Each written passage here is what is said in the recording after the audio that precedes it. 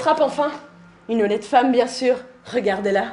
Écoutez, je vois pas du tout de quoi vous parlez. Laissez-moi passer. Vous passez? Vous venez de chez Édouard, mon ami. Avouez-le. Une honnête femme qui trompe son mari parce qu'elle sait pas quoi faire d'autre. Je comprends maintenant pourquoi il a pas de temps pour moi. Hein? Mais arrêtez de parler si fort. Je ne parle pas fort. Puis, vous venez chipper les gens. Aux pauvres femmes qui ne savent pas quoi faire. Et vous allez rentrer chez votre mari, c'est ça?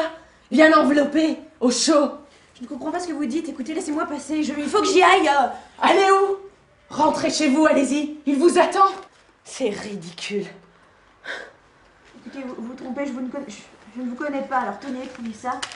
C'est ça, garce.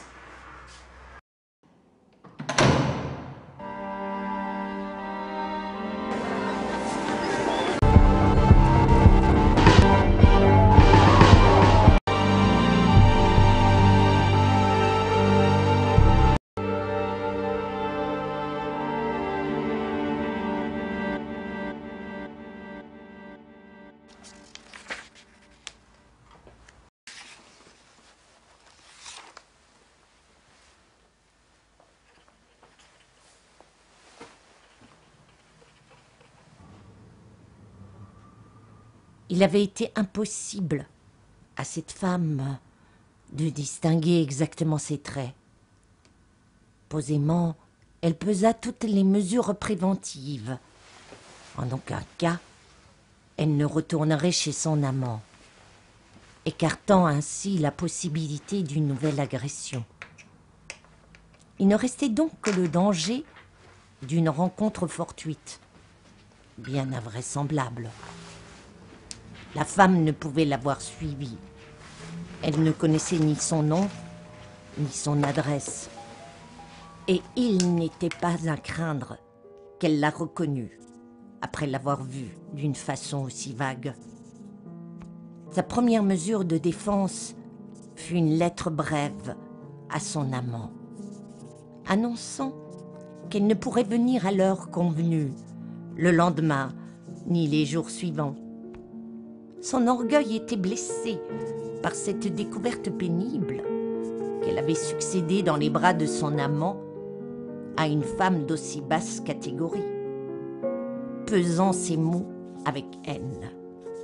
Elle jouissait de la froideur avec laquelle elle faisait désormais dépendre leur relation de son bon plaisir.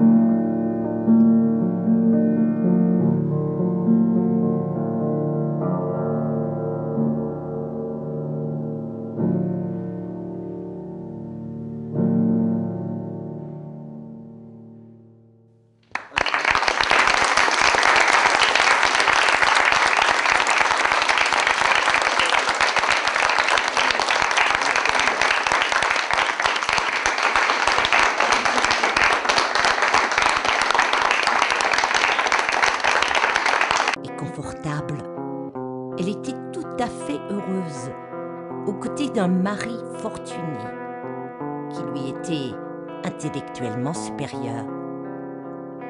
Mais il est une mollesse de l'atmosphère qui rend plus sensuelle que l'orage ou la tempête. Une modération du bonheur plus énervante que le malheur. La satiété irrite autant que la faim. Et la sécurité, l'absence de danger dans sa vie éveillait chez Irène la curiosité de l'aventure. Un mot d'éloge, prononcé sans doute avec plus d'ardeur qu'il n'eût été convenable, fit lever la tête de l'artiste vers son admiratrice. Puis, ils partent ensemble.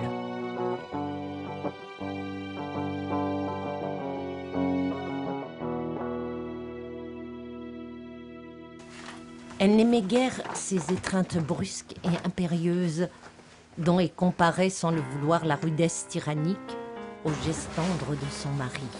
Une fois tombée dans l'infidélité, elle revenait toujours au pianiste, ni comblée ni déçue, par une sorte de devoir, par habitude. Elle avait déjà assigné à son amant une place bien définie dans son existence et lui accordait un jour par semaine. L'amant devint un supplément de bonheur, tel un enfant ou une nouvelle voiture. Et sa liaison lui parut aussi banale que l'amour permis. Aujourd'hui que le danger était là, elle se mit à calculer mesquinement le prix de son aventure.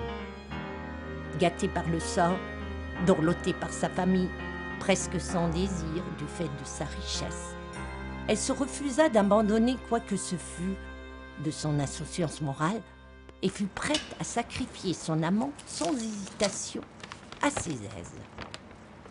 La réponse de celui-ci, une lettre effrayée, nerveuse, hachée, qui implorait, se lamentait et accusait, ébranla cependant sa décision. La violence de cet amour flattait sa vanité. Ce désespoir sans borne la ravissait. On se fait pas la bise. Elle lui fixa un rendez-vous dans une brasserie. Bonjour, je vous sers quelque chose. Non, ça va. T'es sûr tu veux rien? Non, ça va. Je reste pas longtemps. Bon bah vu que tu restes pas longtemps, on va faire bref. Qu'est-ce qui se passe? Tu plaisantes? Depuis quelques jours, t'es quand même assez nerveuse. Depuis quelques jours? Pourtant, on s'est pas beaucoup vu ces derniers jours. Tu confonds?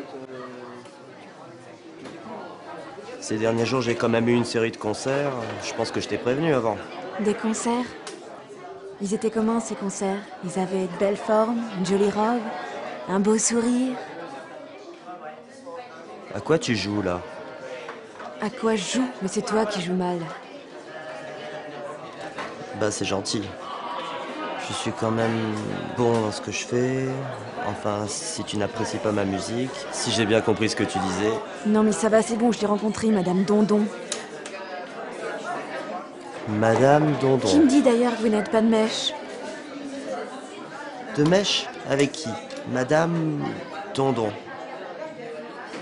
Alors, qui est Madame Dondon et pourquoi elle saurait que je vois quelqu'un? Va au diable.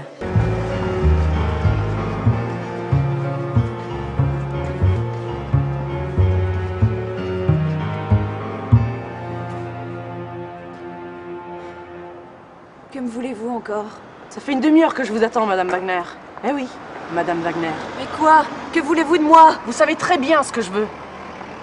Je ne l'ai pas revu et je ne le reverrai jamais. Laissez-moi tranquille à C'est présent. ça, je vous ai suivi jusqu'à la brasserie. Moi, je n'ai plus d'occupation depuis qu'on m'a viré du magasin. Le chômage, la crise. Comme toutes les honnêtes femmes, je me baladais juste.